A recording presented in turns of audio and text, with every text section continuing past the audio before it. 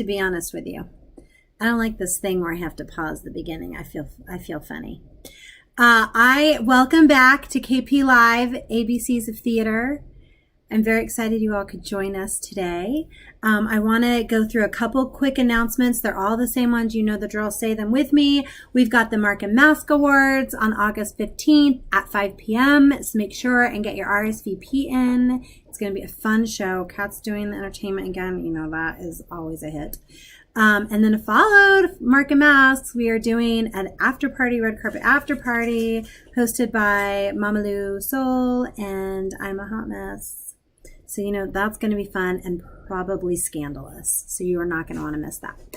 Also, don't forget Suzanne Matai's classes. So make sure and check out the flyer on our Facebook if you want to sign up.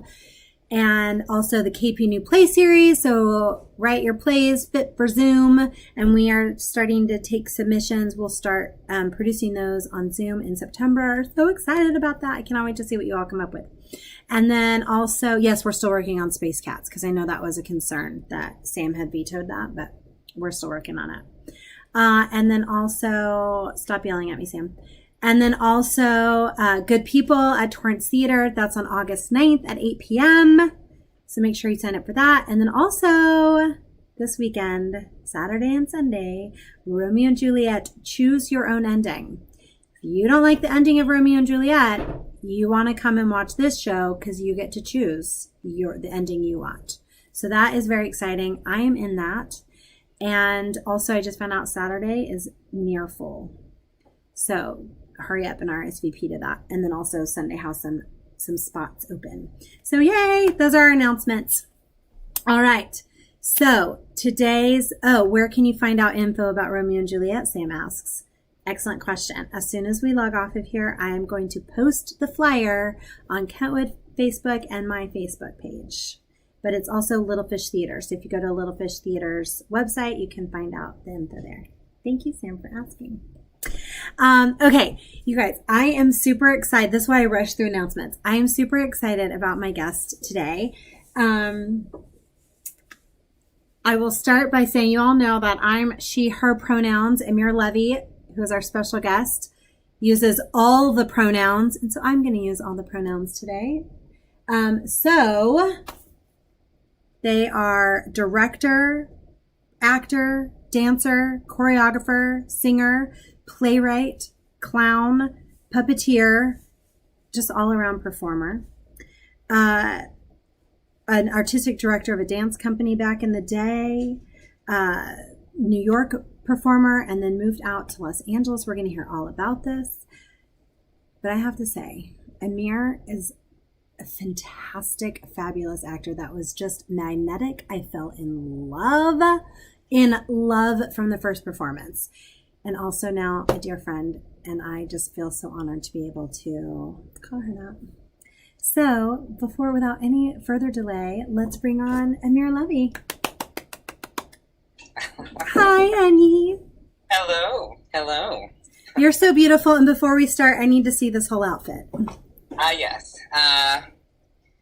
This whole thing? This whole thing. I love it. It's a little sundress that was given to me by my friend, Kimberly Atkinson. She gave me one in this color and one in white for my birthday last year. That's a good friend who knows you well. Yes. Yeah, she's one of my artistic partners. I love it. And then also real quickly, that necklace. My gosh, where did you find that? My friend, Terry Gamble, another artist who I work with a lot, gave me a whole bag of jewelry. A whole bag. And this is one of the pieces. Wow, that's a good find and right? I need to start hanging out with your friends. That is awesome. Yay. Well, I'm really excited that you are here today. We have a lot of stuff to talk about because you have a lot of stuff going on. You have a lot of stuff going on.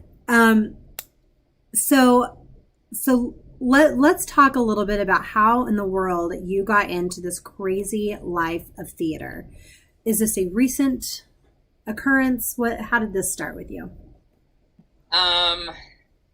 I've I've been interested in performing all my life. Um, I think though what got me into acting was when I was in fifth grade. In fifth grade,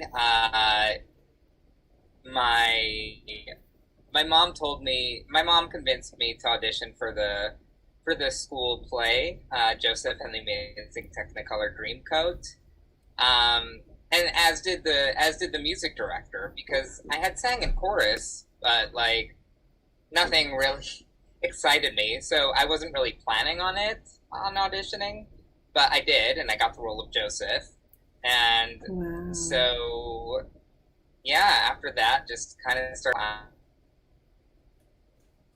classes and more of an outlet to perform.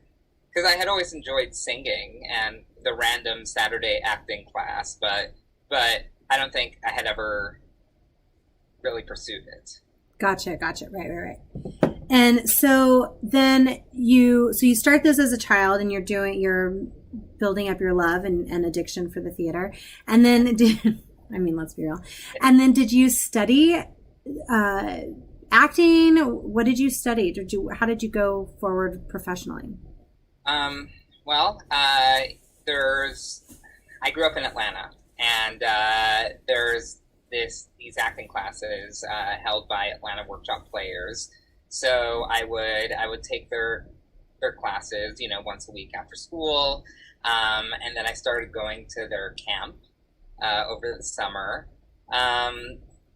But also, I also started taking voice lessons, and when I wasn't so afraid of what people would think of me, I started taking dance classes.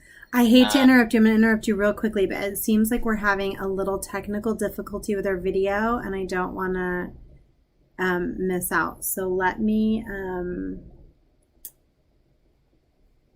this is the one bad side of this, having to do all of this ourselves. I'm an on-camera person, and I We know learned. it's crazy. Let me see. Hold on. Did that do anything? No. Okay, I'm going to figure this out because I'm also smart.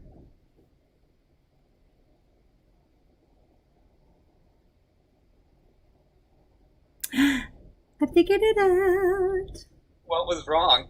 I don't know. I just clicked some buttons and it worked. Nice. That always seems to do something. Yeah. So now I should probably join like some grip union or something because I'm pretty good. Sure. All right. So you were saying that you had started studying in Atlanta and that you found a place where you belonged. Yeah, and slowly I started doing auditioning for more plays and auditioning. There was a theater company, a professional theater company they used to be called the Savoyards, but then they became the Atlanta Lyric way after I had already finished, way after I had already left Atlanta. But when they were the Savoyards, Savoyards, or however you pronounce it, I did a few shows as a chorus member, working with them and auditioning for shows at the Jewish Community Center and being in plays there. So I was not only doing shows in my middle school, but also shows in the community. So this was all when you were young. Mm-hmm. Oh, wow.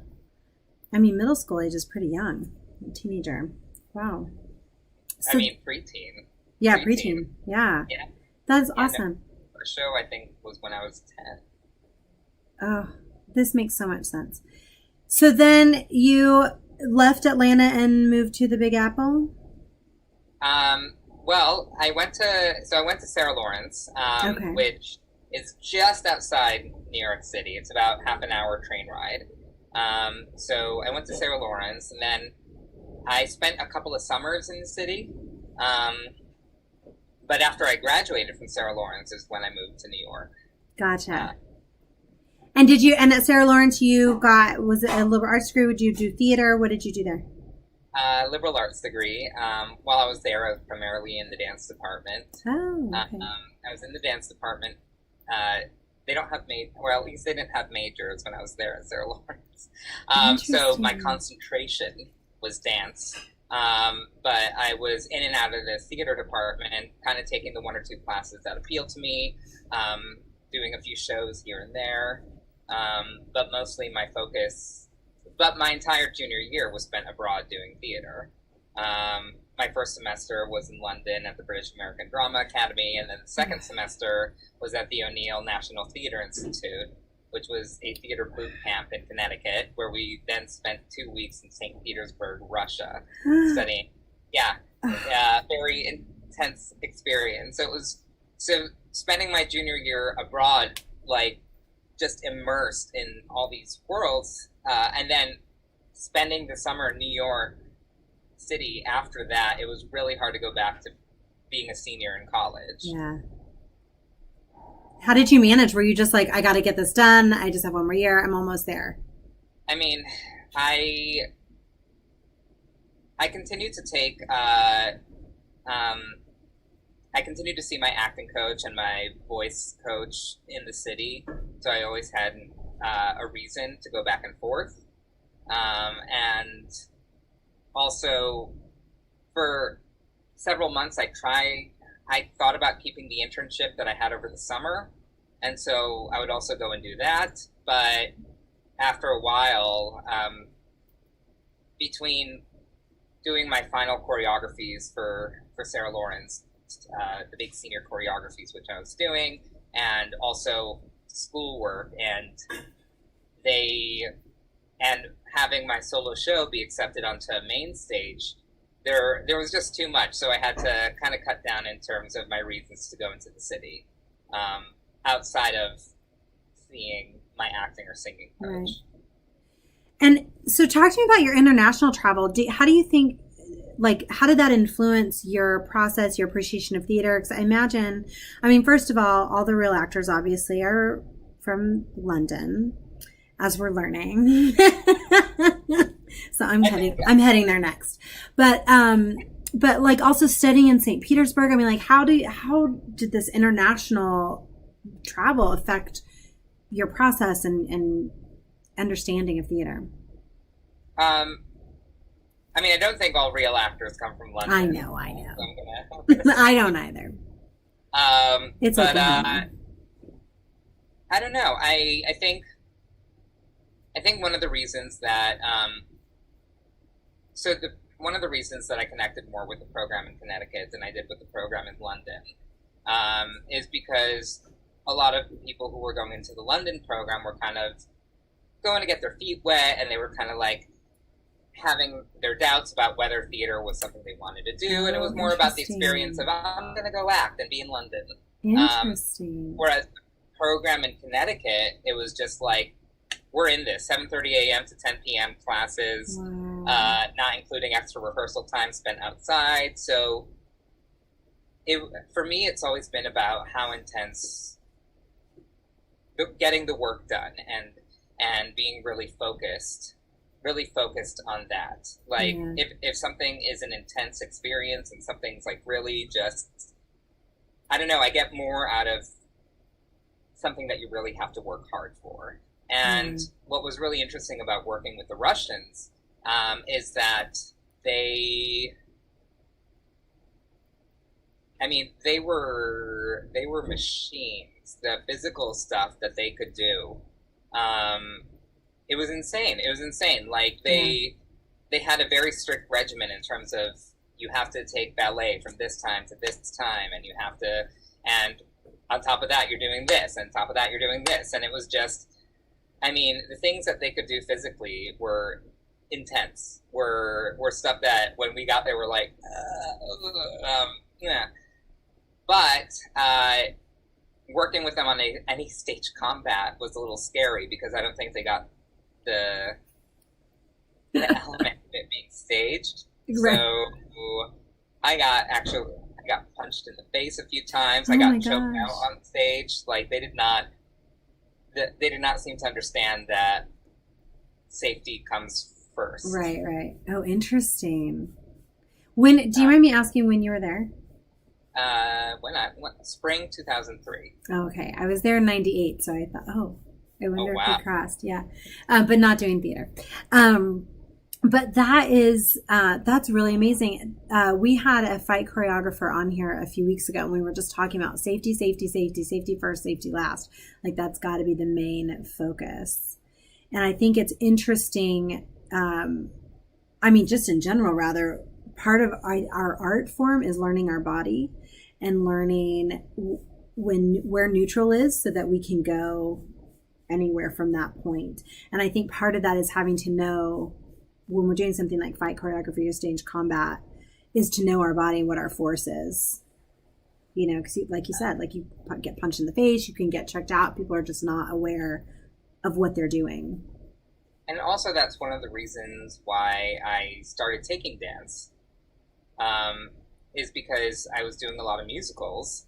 But I think in terms of being aware of my body, it wasn't something I was fully in control of. And whether you become a dancer or not, your body is your tool. Yeah. Performer, and you need to constantly be aware of it, be in check of it. Yeah. Absolutely. And I think, just like anything we study within this art form, even if we don't pursue it professionally, we'll use it in our lives, whether it's how we carry ourselves into an interview or speaking, to a large group of people, whatever. We use all these skills. Everything affects everything else. Absolutely. So you get to New York, and I was reading, and we'll be posting all these links for everybody if you haven't already looked them up. I was reading Borgelli. You got to New York, and you were like, I'm home. And I'm assuming you went there, you were like all in for theater? I was all in. Yeah. But when I was in New York, one of the very first things that I did was, so rewinding a little bit, when I was a junior in high school, was when I started choreographing. And any dancer that would dance my choreography, like, it kind of they became a member of the Poisonous Ladies. That was my dance company, the Poisonous Ladies. So in college, whoever danced for me became Poisonous. And so when I got to New York and wanted to continue on, it was like, well, now the Poisonous Ladies are going to become an official thing. Wow. Yeah, so that was something that that was one of my main outlets for creativity, to have the Poisonous Ladies, because no matter what, there would always be 2 rehearsals a week. And so that would always be something to look forward to. Yeah. And in terms of theater stuff in New York, the New York theater community is really difficult to get into unless you come out of one of the schools, or unless you know somebody. We have a gift here in LA. Theater here, for all its problems, because it's definitely has its own set of issues, but it's way more inclusive, way more inviting. Whereas in New York, unless you know somebody, you can only go so far. Yeah. And so dance and choreography were my main outlets. Yeah. And then you left New York and came here? Yes. I originally came here with a plan to go back to New York. I graduated from the Atlantic Theater acting program, and they had an LA program, and I needed a break. I needed a break from New York. It was just, it gets overwhelming. It gets overwhelming. I mean, I loved it. New York was my home. I still consider it a home in a way, but I needed a break. And so I came here to do the Atlantic LA program thinking that I would be here for 6 months and then I would go back to New York. But within a week of moving here, I had already auditioned for one show and already gotten cast. So I was already in rehearsals at the same time as being in conservatory here, and then one thing kept leading to another, and I'm like, well, I'm miserable here in LA, but at least I see potential to continue. I see a future here, whereas I didn't necessarily see. It was hard to see any kind of forward momentum in New York. Yeah, I found that same challenge. I had the same experience. I came out here. I was like, I'm just going to be here for a while, and then, 10 years later, here we are. I know, right? 10 years. I can't believe I've been here a decade. But it's crazy. But one of the things that I love so much about LA that I think is that we don't really know outside of it, which is exactly what you talk about. It's such a theater town, and there's so many opportunities. Every person that's come on has talked about that, and that first of all, there's so many theaters, and there's just so many different opportunities that are happening. It's not all the huge big productions that we hear about. There's an opportunity to take risks and to do different things. There were more opportunities. Equity kind of killed a lot of the opportunities here. Yeah. And equity continues to do that.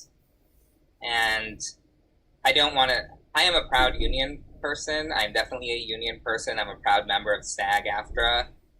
And I was really excited to become equity, and to get that star next to my name. Like, I worked hard for that, but it's been really disappointing just how little regard the standard, trying to figure out the right words, that just how little regard the people who run equity have for LA theater and LA actors, and them going after the 99-seat theater plan was heartbreaking and disappointing and extremely corrupt the way they did it. And so honestly, it's hard to have any kind of hope for equity surviving COVID. Right. And I want to talk. I want to talk more about what's next after we survive the end of the world. So I'm gonna put a pin in that for a moment, because we're going to go down a whole path when we go in there. But before we do that, I want to talk a little bit about your approach to when you take on a role. And I know you also are a playwright, and I know you write for yourself. So is that different than when you're cast in somebody else's show? How your approach and process? Yes, very different. Very different. Because I don't know how much I would consider myself a playwright, because the things that I've written for myself are all autobiographical. Okay. So writing for other people and writing for other characters has never been something that I've gravitated towards. So I'll write the occasional performance piece for myself, but I don't know if I would necessarily consider myself a playwright as opposed to just a storyteller. But when I'm playing other roles, it's definitely a case by case thing, and figuring out what my way in is. Whether it's the changing of the voice, if that's what helps me find the way in, or the physicality. Sometimes it's the physical approach.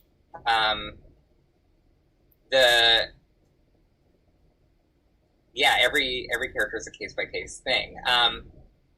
But usually finding the voice of that character really helps, especially if it's a very character-y character. And also knowing thematically what's going on, and kind of having, so an example to get into specifics. I was playing Peter Lorre 4 or 5 years ago.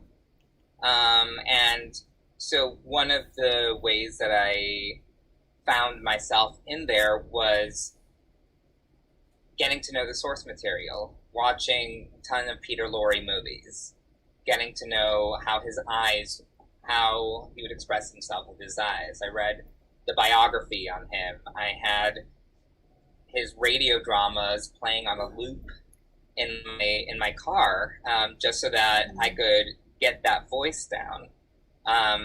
And the director, Daniel Henning, who also directed Nathan C. Jones, started off the rehearsal process with talking thematically and like having us talk about what this means and what the certain elements of the play mean, and like setting up the journeys of these characters so that those conversations were there, and then we were processing them as we continued to rehearse. But the conversations were leading to the choices.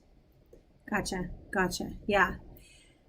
Do you find that you often start with your body and your vocal tool? Like, does that get you into something? Having maybe such a dance background, I wonder if that ties it for you. I think sometimes. I think it depends on how.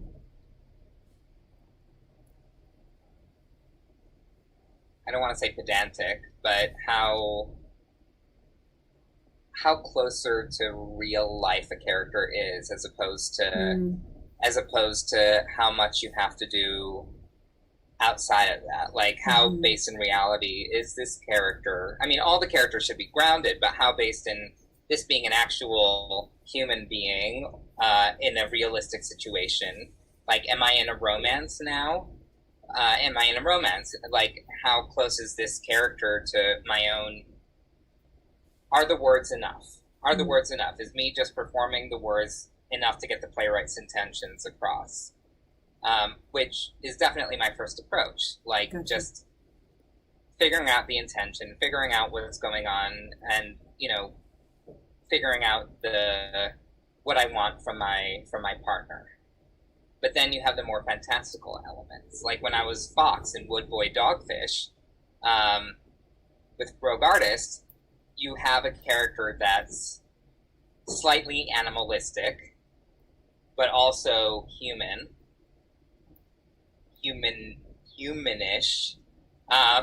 So what was interesting to approach that character was that I had played that character in a reading 5 years prior. And so at first, when I approached the character, I tried doing what I did 5 years before, but that wasn't working. Interesting. So I had to start from scratch, because even though I knew this character, I no longer connected with how I had played it, how I had played them. Interesting. And also, I had a new partner. And there was more to figure out with the new dynamic of Fox and Cat, because the dynamic that me and Tyler had for Wood Boy Dogfish and that script that Chelsea Sutton wrote was very different from the script that was 5 years prior. It's a different cat and a different writer. Yeah. So I had to get rid of any preconceived notions and just start from the beginning and figure out a new way in. Yeah. That is, I think, one of the wonderful things about theater is that all of our experiences are unique. So even when we're doing a show and a character that we've done before, like you said, I mean, so much has happened in our life that's going to affect how we are connecting with this character, our understanding. And then, like you said, working with another person, they're going to bring things differently. They're going to see it differently than the other person. And also, depending on how much, it's one thing to step away from a role and then to come back to it like a month or two later. But to step away from a role and then to come back a year later, 2 years later. 5 years, yeah. you're things have happened. Yeah. Things have happened in the course of that time. So you always have to find your new way in. You always have to keep it fresh. Exactly. Melody Rivers asks, is script analysis your first step when getting it? I do love script analysis. And that's one of the things I loved most from The Atlantic, because their approach was script analysis. Mm-hmm. And it's one of the things that I did the 2 Leslie Kahn intensives. I didn't do the ongoing classes, but one of the reasons that I was drawn to those intensives, I never actually met Leslie Kahn herself. All my teachers were other people. But what the script analysis was what attracted me. So I think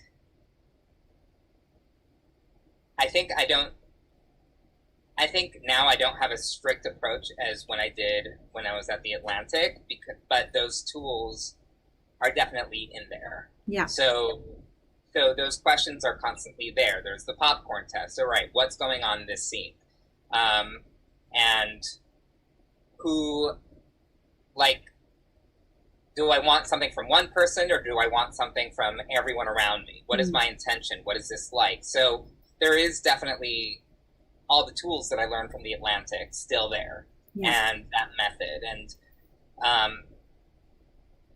but at the end of the day, it also comes down to who am I on stage with, and what do I want from them? And I think one of the most important things I learned from the Atlantic was the cap, which is what will it look like when you've achieved what you want from your partner? Mm. What will it look like? What do you have to do to make that person do that? And you have to pick something, obviously, that person will never do, so that you're constantly working to get it. Yeah. So yeah, script analysis, definitely important. You have to know what you're saying enough so that the words don't matter. Right. I also think about it too, and like when I have such an understanding of what's going on, what I want, what I'm talking about, then the words of the script are the only words I can come out with, because it's what I need to say. Exactly. Given everything. Yeah. Exactly. And like talking about the thematic elements of a play and all that, you're filling up your own world, or you're filling up the world of the show, so that you don't have to necessarily. I think something that I used to do when I was way younger was figure out the right way to say something. Figure out the right way to say something so that it felt like it was in the right nook. Right. And it worked. It would definitely work. I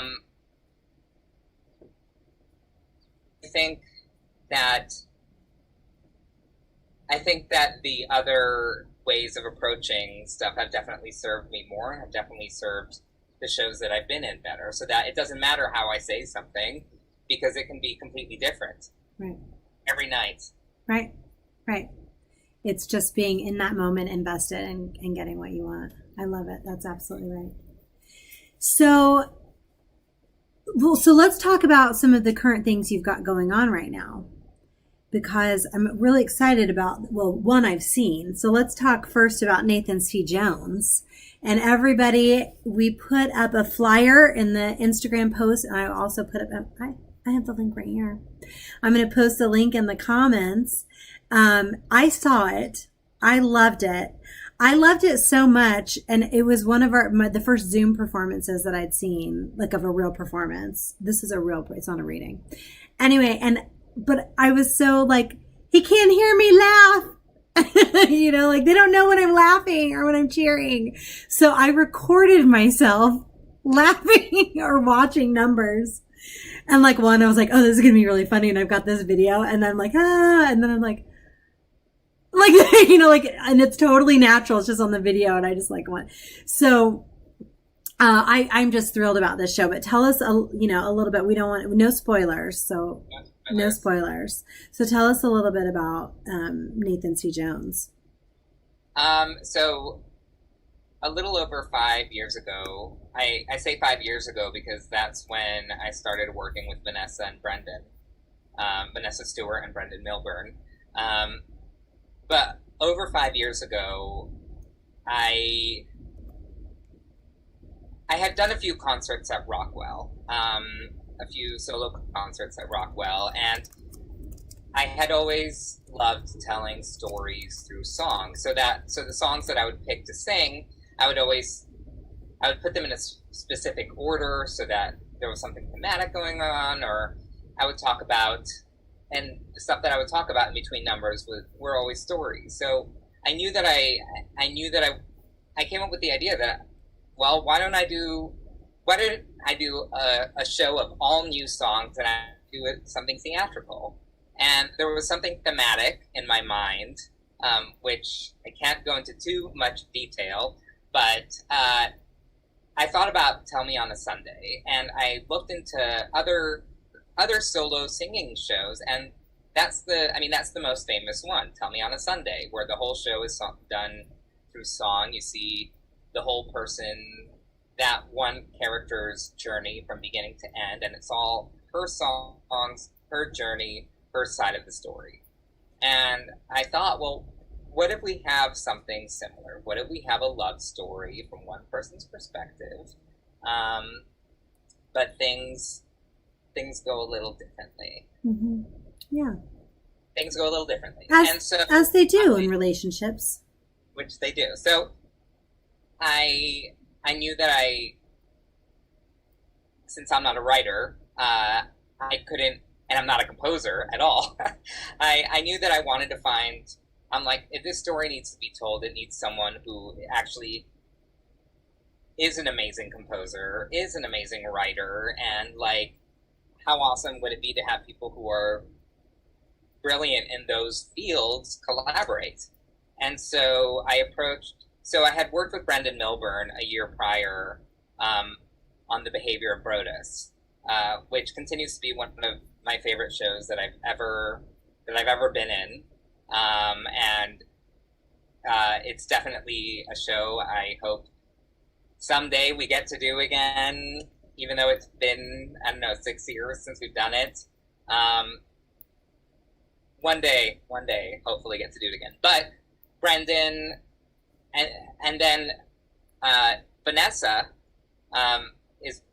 so Vanessa and I are both part of Sacred Fools, and I had seen some of her plays, Stoneface being the main one that I saw, and I loved her work, but I don't think Vanessa and I had maybe said more than a couple of sentences to each other. And so I was kind of shy to approach her, and at the time I was working with Daniel Henning, who became the director of Nathan C. Jones later. But I was working with him on Something Truly Monstrous, which is the Peter Lorre show.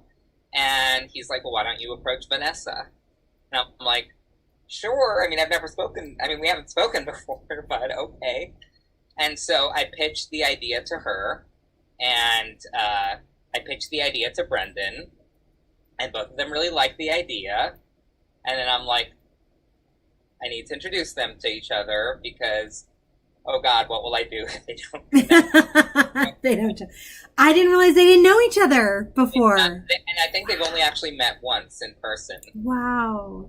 Because Brendan moved to Seattle. Brendan has been in Seattle. So Vanessa and Brendan have done all this collaboration with email, phone calls, wow, whatnot. And so about 2 years ago, we did a workshop of it to open up the Living Room series at the Blank that season. So we did a workshop of it, and it went really well. We even added an extra performance because the first one got sold out. And since then, we're kind of like, well, now what do we do? How do we premiere this show? How do we look into it? Amir's not a celebrity, so it will be hard for any theater to pick this up without wanting to replace Amir. And I'm like, no, this is my show. You can't replace him. yeah, and no, and that wasn't really an option for any of us. So quarantine starts, and Vanessa sends us all an email being like, the whole show takes place in Nathan's apartment, most of the show. Why not? Why not premiere it this way? Yeah. Why not make theater? Why not do this? And we actually did all the filming on webcam. Amazing. We did the filming on a webcam. I did a Zoom screen share so that Daniel could direct me via Zoom, and so he could see what the webcam was seeing, so I could make sure to like place it. But yeah, Daniel directed me via webcam. Brendan and Vanessa wrote a whole new song for this, and I I learned so much about technical elements. Oh. David Haverty, who's an amazing AV guy in town, everyone should use him. He also edits reels. He lent me all his sound equipment and went over how to plug this into this and make this and put it on this level, put the mic this way, and oh, there's static noise, which means you need to find a dead phone to plug that side into, and blah blah blah. And so yeah, all these technical elements. The original plan was to do it live, to do that performance live. But then we realized that unless the musician is in the apartment with me, so that all the sound comes from the same place, there was no way to do that without like weird sound distortion. So we decided, all right, well then we're going to make a film, because that way we can play with the different times of day that the show takes place. And so Brendan recorded the tracks, and so I had a Bluetooth in my ear, and I would sing off the Bluetooth, and then later those tracks were put onto the mix. Gotcha. The tracks that I heard were put onto the mix.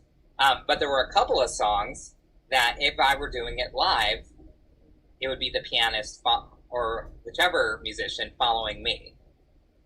So the way to get the proper timing for those is I sang them a cappella, recording myself, doing the staging in my apartment, and sending that timing over to Brendan, and him having to adapt the recording to my timing a cappella. Wow.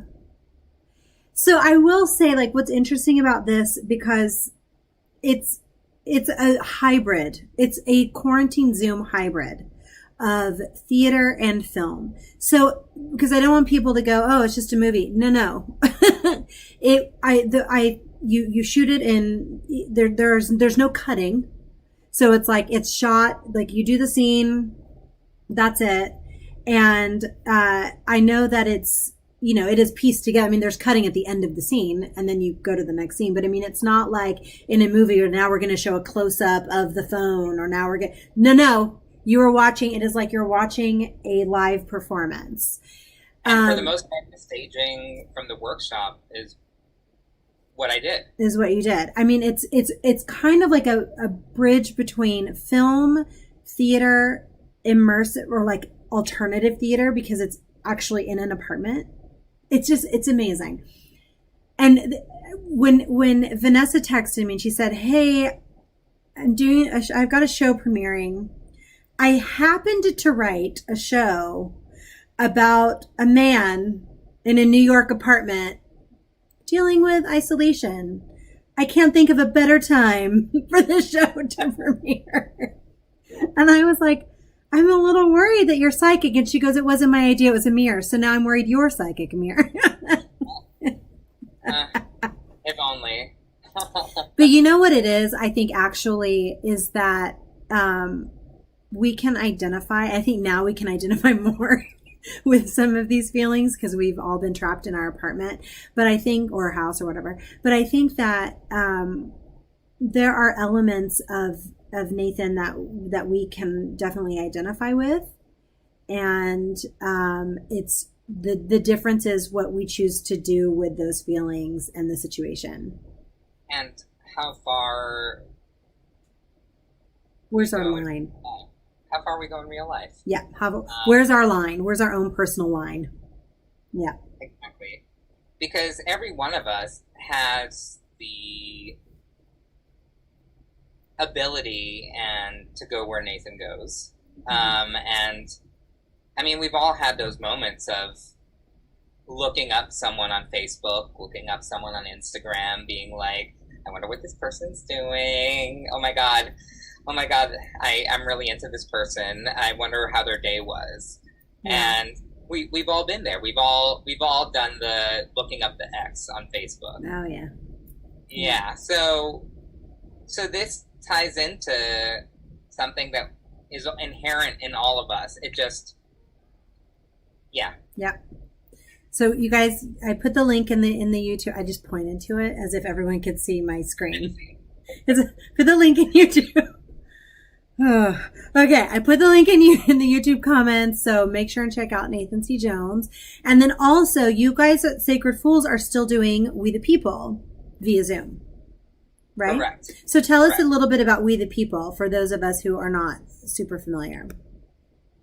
So We the People was something that Kimberly Atkinson and I started about 3 years ago. So it was inspired by the After Orlando theater series, which is Missing Bolts. After the Pulse shootings, there was a big theater action called After Orlando, where all this work was cultivated and curated, and people all over the country and even the world put on these staged readings that raised money for the Pulse survivors and the relatives of the victims. And so I spearheaded an After Orlando night at Sacred Fools. And after that,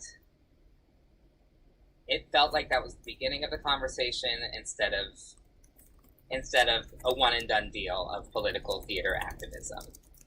So Kimberly and I came up with We the People, inspired by the same format of After Orlando, where we put out a prompt, we put out guidelines, and then all the proceeds from a We the People night go to a nonprofit. So Sacred Fools donated their space, and so every performance held at Sacred Fools, all the ticket money went directly to the nonprofit. Wow. Sacred Fools didn't keep any of it. Ah, that's amazing. I didn't know that.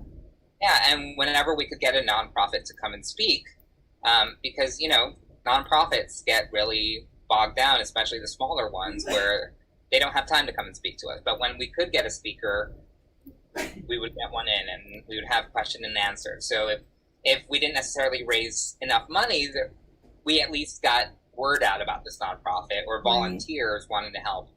And so when the pandemic started, and all of us were kind of like, well, we actually had a show that was ready to be put on before quarantine shut everything down. But a few people asked Kimberly and I, like, hey, why don't you continue We the People virtually? And we were like, okay. So we've already had 2 that have raised awareness. I don't know how much money we've raised, because since Sacred Fools is no longer the conduit for the money and people can donate directly to the nonprofit. Gotcha. I don't know, but at least we've raised awareness. So the first one we did raised awareness for the Masked Crusaders. And the second one was for national bailout. And our next We the People is actually a week from tonight. And we're looking into the is it Orca, the Orca project? We're looking into different organizations that raise money for Black trans people.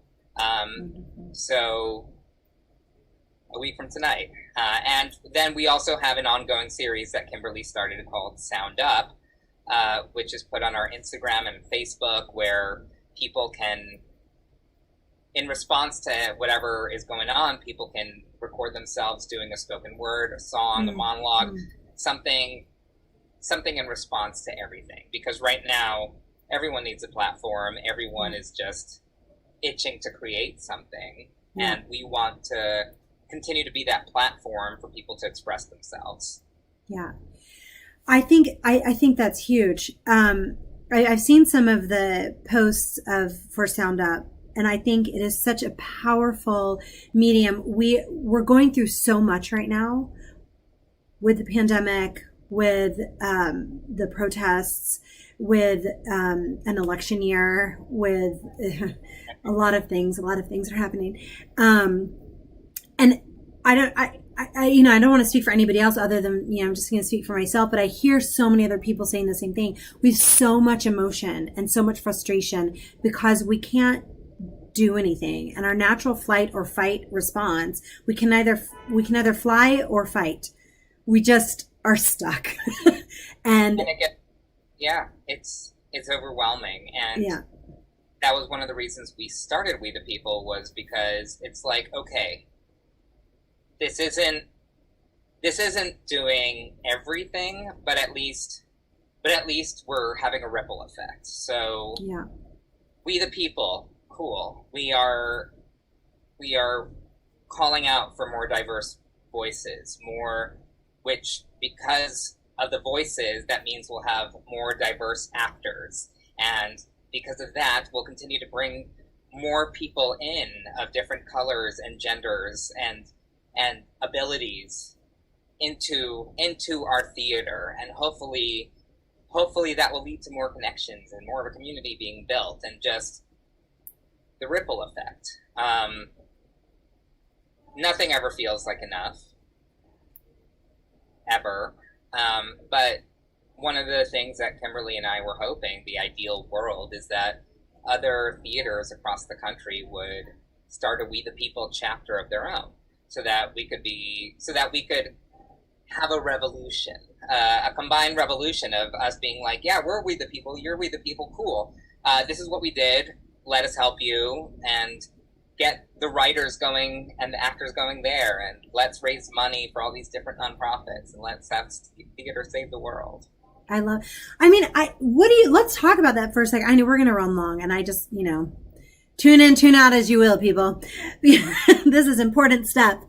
Let's talk about that. Let's talk about the power of theater and how we use theater to affect change and to speak out and to teach and influence. Like, what do you think our responsibility is in this world as actors and performers and storytellers? I think that who was it that said that theater holds a mirror up to society? Mm-hmm. Whoever said that is right. But I think as artists, we go to places that people are sometimes too afraid to go to on their own, or we provoke questions that people may have been thinking about but didn't necessarily voice them. So I think that's one of the things. It's promoting dialogue and giving people a chance to see. I think the best theater is the one that when you leave, you are changed. You are changed in some way. You've left the theater and you're like, let's talk about this. I have so many questions. I want to... when I was still living in New York, I saw Who's Afraid of Virginia Woolf with Kathleen Turner and Bill Irwin. Yeah. I had never read the play. I had never seen the movie. So I had no idea what I was walking into. Oh, boy. But I left that show being like, I couldn't even put on my iPod because I'm like, what just happened? Yeah. And so I think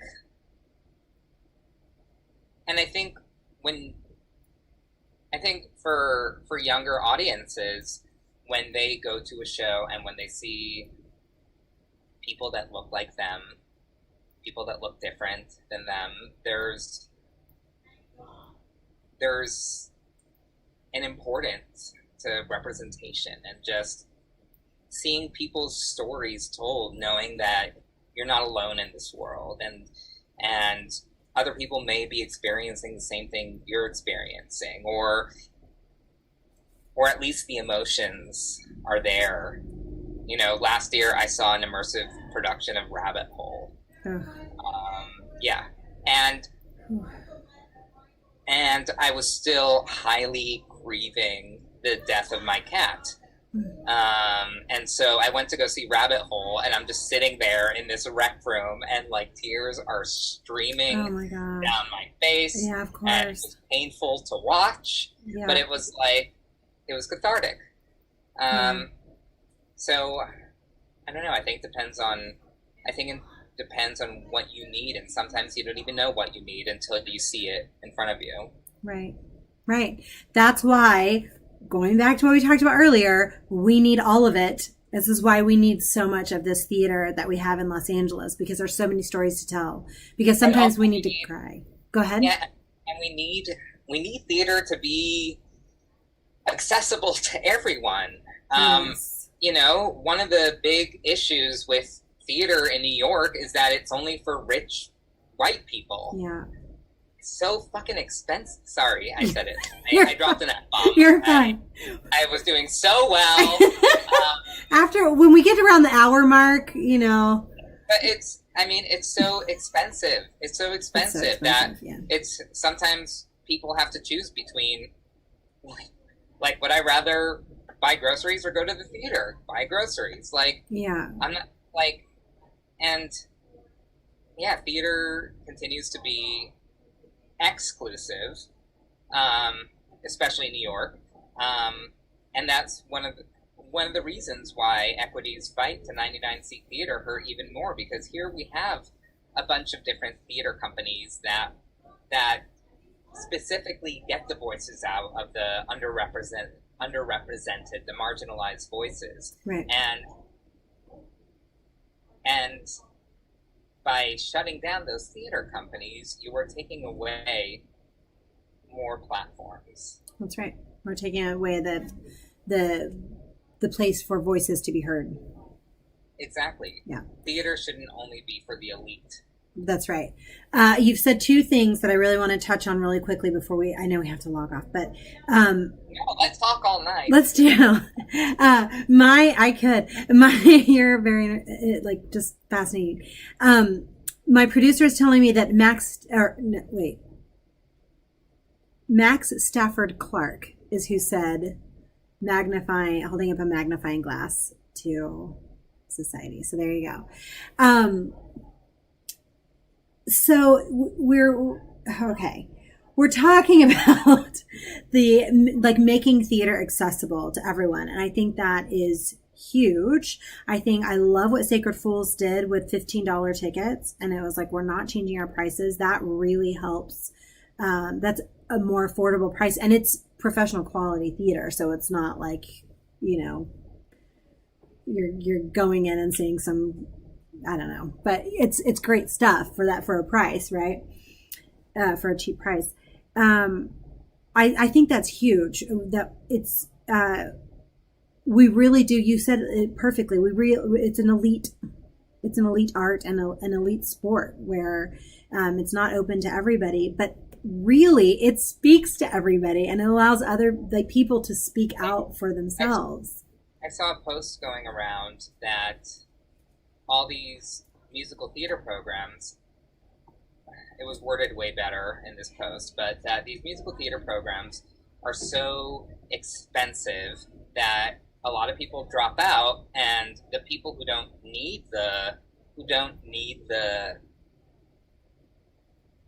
care about the money, are the ones who stay in, and that's why you get all these homogenized voices and faces on Broadway, because those were the people who could afford to continue to be in those programs. Yeah. I was just talking about that just the other day, actually, with Vanessa. About we went to the same theater conservatory, and I started that theater conservatory at a disadvantage, which kept me from being able to do musical theater because I could not afford dance lessons or voice lessons. So I got in doing regional theater and doing classical theater, which I, have done forever, which is great, which allowed me to get in for the education, still paying off my student loan, by the way. And everyone's like, yeah, but Sam, you graduated just a couple years ago. And that's true. But, just go with it. But still, that still keeps everyone from moving forward. But moving forward, exactly. And exactly like what you're saying, though, is that other people have the opportunity to do the voice coaching, to do the dance, all the different ballet and jazz and tap and modern and lyrical and blah, blah, blah. And everything to be competitive in the musical theater market. So I started school at a disadvantage. And that is what is limiting the diversity of getting all, the people in, because then they're able to use the excuse, well, we had to cast the best person. And this person has 12 years of ballet, and I'm still kind of awkward in my body at this point, but if you put a little investment into the person that didn't have it, they'll get it. Exactly. And then they'll be wonderful. So it's just, it's frustrating that only the people who have the money can advance. Well, I was saying it's an elite sport. It is an elite sport. You have to have money to play it. You don't have to. That's the thing. We can tell a story and do a show anywhere. And that's the beautiful part of it. And we just have to be able to do it. I want to talk real quickly about diversity in our theaters and why you think that's important. Oof. In 3 minutes or less.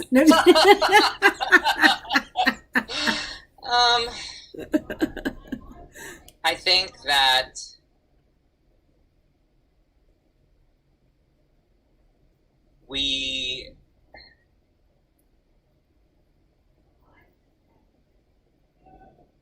there are many different people of races, colors, sizes, shapes, religions, genders, whatever. Abilities, disabilities, everything. And when we're only seeing stories from one group of people, by one group of people, starring one group of people, then it's implied that those people are the best people. Mm. That no one else is as important as those people. And it continues our white supremacist patriarchal structure that we are living in.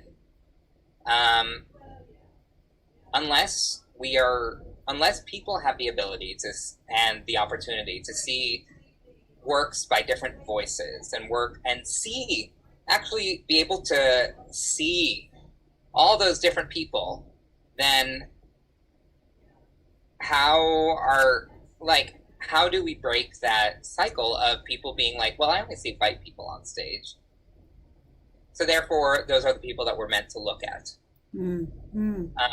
Only white people are having their plays published, so therefore white people have the best words. And it's like, it's a huge limit. It's a huge limitation. Like right now, I mean, the past few years, I'm definitely taken out of something if all I see on stage are white people. All I see on stage are people that look the same. And I think unless people start having conversations with people that don't look like them, how will people grow? Yeah. How will people grow? Absolutely. It's also frustrating with certain companies that are supposed to be diverse and are supposed to help marginalized groups, but you sometimes see some of those theater companies be even more segregated within their segregation. Oh, interesting. Like there's a lot of, I don't know how to do this without calling out specific theater companies, so I won't. I'm just saying that there's a lot of segregation, even towards people within certain smaller theater companies that don't include all the people that they are supposedly supposed to include and be welcome to within that subset of people. Interesting. I hear what you're saying about we need to even it's not just about representation, but it's also about integrating, and how can we learn if we're still segregated, right? Exactly. Yeah, because we really do need to broaden and grow and evolve our understanding. And also all the younger people going to see theater, going to see films, not seeing themselves represented. Like, how are they going to, I guess, find their way in? How are they going to necessarily connect to something? It's important, especially for children and younger audiences, to see themselves represented. Yeah, absolutely. It's interesting. Over the last week, I binged The Babysitter's Club. A series. I was talking about this with a friend yesterday, the day before. I have no concept of time, but I was talking about that. I think I would have, had it not been such a specific, this is a girl's book, when I was growing up, I think I would have gotten a lot out of The Babysitter's Club, more than I ever got from the Boxcar Children. Right. Right. And watching this TV series where the issues they tackle upon, like they talk about the internment camps in California, like stuff that I didn't know about until I saw Allegiance. I didn't know the internment. I didn't grow up in California. I didn't know about internment camps because America swipes the United States, not America, because America is more than the United States. Thank you. The United States tends to sweep everything under the rug. So it's like, how did I only learn about the internment camps a few years ago? How am I only learning about specific stories about our founding fathers right now? Yeah. So The Babysitter's Club has an episode dealing with someone taking care of a trans child, and another episode dealing with the internment camps, and like all these different issues that like are wonderful. And you have all the babysitters are different colors and come from different backgrounds. So it's wonderful that children aren't being spoken down to in this show, and that they'll hopefully learn from it. Oh my gosh, I'm going to start binging this. You need to. It's so good. Tonight. It's so good. I'm going to start binging it tonight. Oh, I'm really looking forward to it. I didn't know it was all about that. That's amazing. I mean, there's so much in it that I'm watching it and I'm like, this is exactly what we should be showing children. Yeah. Oh, that's great. I'm going to watch it immediately. We're going to have to wrap up, but I wanted to ask one really important question. Because we've talked about this, like I said at the very beginning, about you on your social medias, it talks about you using all the pronouns, and in the reading of the article, on Voyage LA, it talks about when discovering. And I think because we start talking about it in the world, and we come up with this non-binary, right, and then that frees up a lot of people who are like, I don't identify with what's going on. Could you talk to me I know this is like a subject that's like an hour and we're gonna have to have you back on the show, but a little bit about how that has affected you in theater and casting, or maybe it hasn't, maybe it doesn't, it's all the same, nothing's changed. I think growing up, the main way that people would determine whether you were a good actor was if you could play straight. Oh. That was it. If you can be straight, then that's all you need to focus on. And it's just, and thankfully, as I got older, I got roles that had nothing to do with that. They were just like characters, and that wasn't the main focus. But I think over the last few years,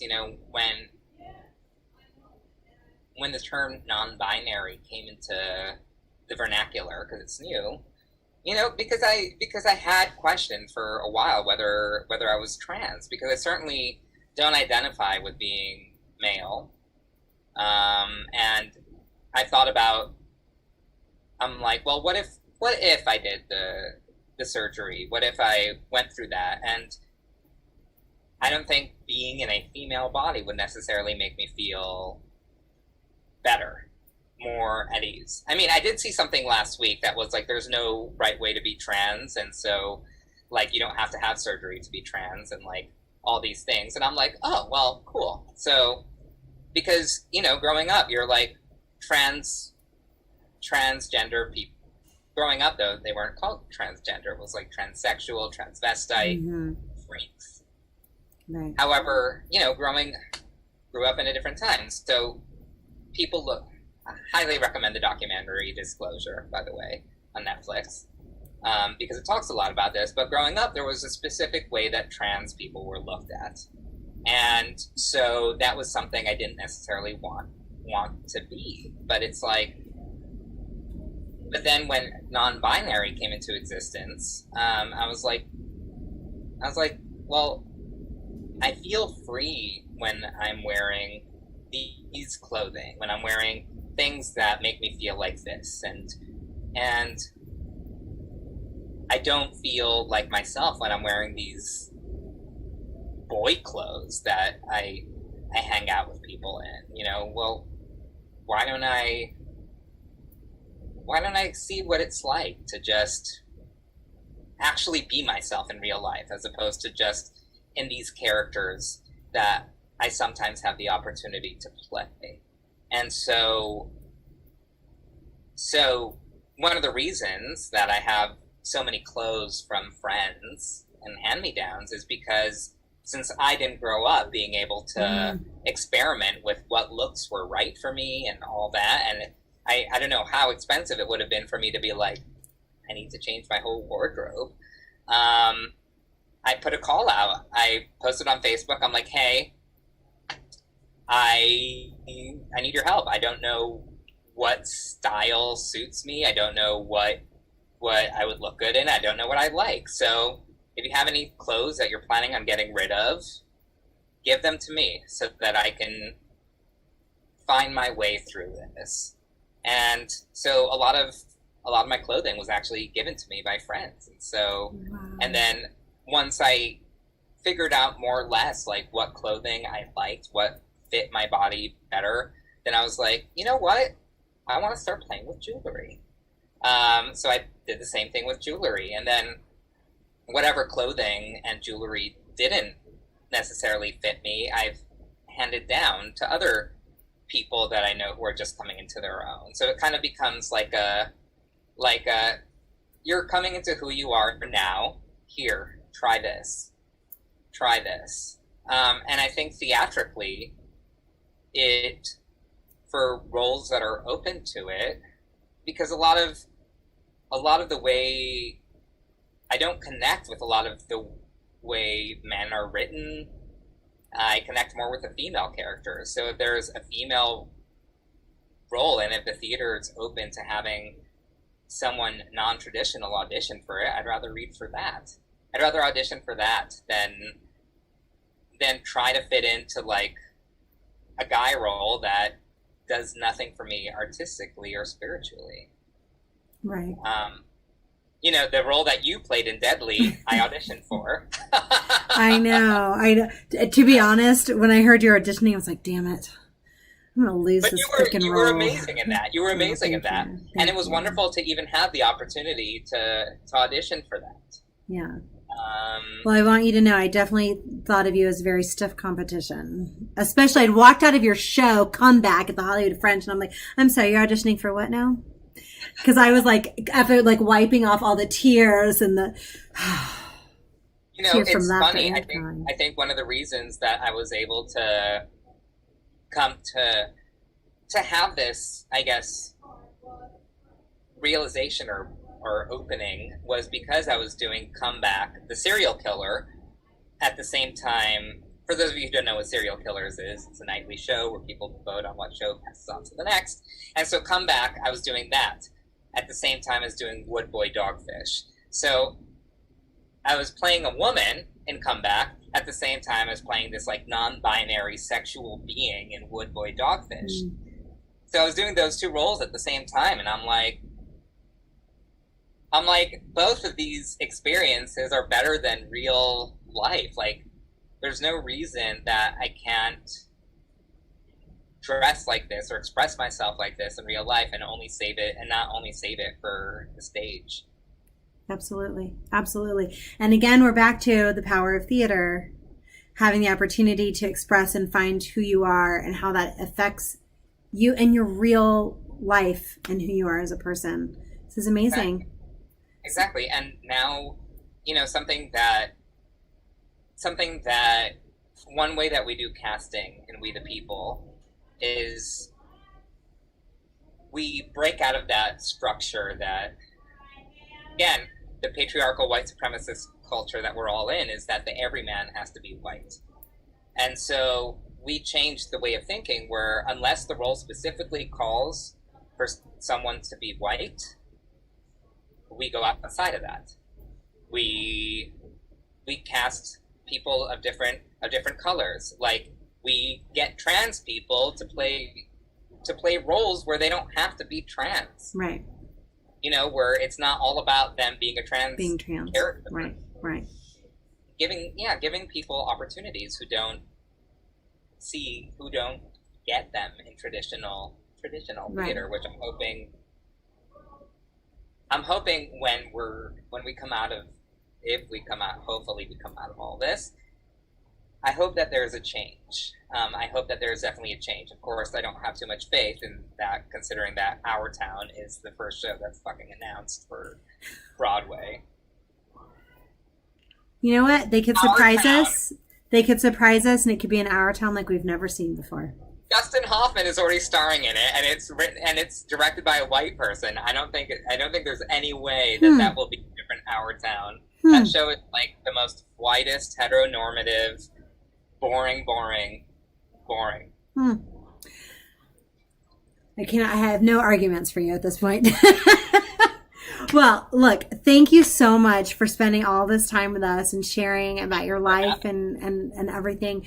I too hope that when we come out of this, we can really broaden our minds and take our risks and choices on telling stories differently. There are a lot of stories that need to be told, and there are a lot of experiences that need to happen for everybody and make it accessible for everybody to see. So I think you've touched on a lot of really great and very important things. And I really hope that we can focus on that, going forward. I know I'm looking for those opportunities and looking to make those opportunities myself. I think it's very, very important.